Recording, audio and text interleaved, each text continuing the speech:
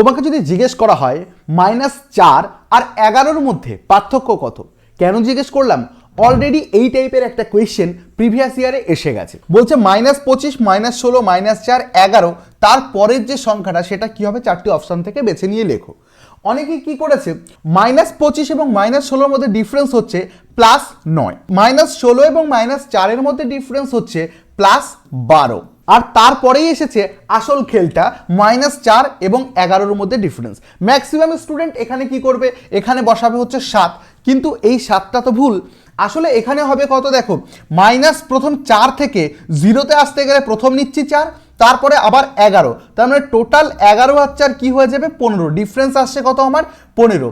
তাহলে আমরা যখন দেখব 9 আর 3 12 আর 3 15, তাহলে পরেরটার ডিফারেন্স হবে কত 18। তাহলে সিম্পলি 11 আর 18 যোগ করলে আসবে কত 29। তো এখান থেকে উত্তর কোনটা হবে, option C is the right answer.